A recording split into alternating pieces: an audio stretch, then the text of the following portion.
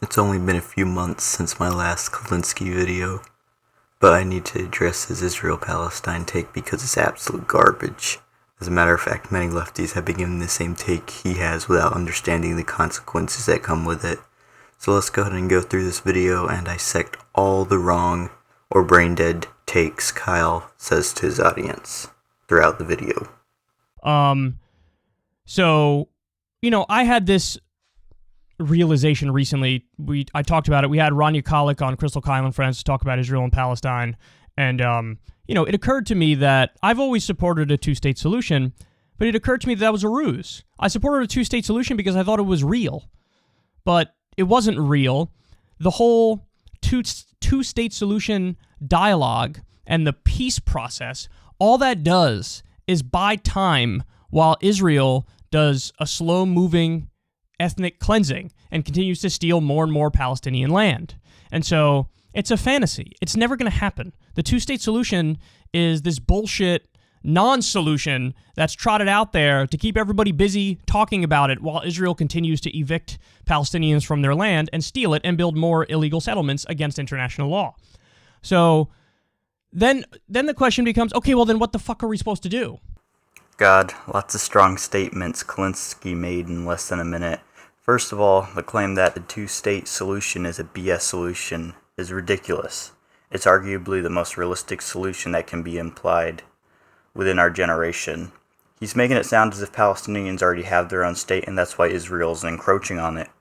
But that's simply not true. Palestine is an internationally recognized state and thus won't get the same treatment as one.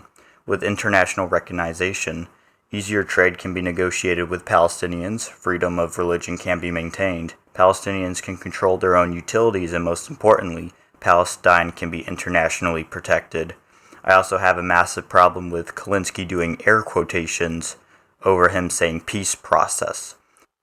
There have been peace negotiations made in the past, not that I'd expect someone like Kulinski to know that.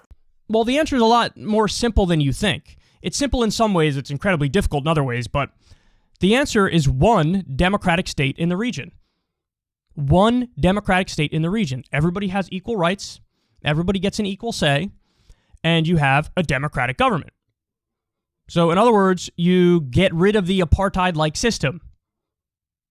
Now, the reason they don't want to do this is because Jews think, oh my God, we'll be outnumbered by Palestinians or by Arabs, and we can't have that because then there's going to be no more Jewish state.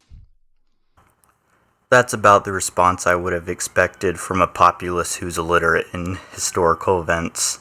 The idea that forcing Palestinians and Israelis into one secular state will create peace between the two groups is absolutely silly.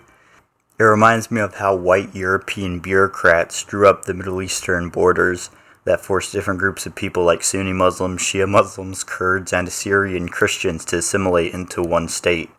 Arguably, if Palestinians and Israelis were forced to assimilate, Palestinians would be outvoted on Palestinian issues by Israelis, unless Kyle is suggesting that the neighboring states of Israel should just merge into one state to where Israeli issues would be outvoted.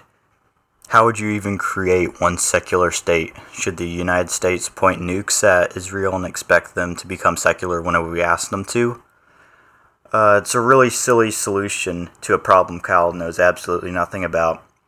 I also have a massive problem with Kyle Kulinski clumping Jews and Israelis together, and my main problem with it is because I know I've heard Kulinski claim that anti-Zionism is not anti-Semitic, but here he is clumping Jews and Israelis together. If he were consistent, he would either agree that there is correlation between anti-Zionism and anti-Semitism, or he would never use the term Jews.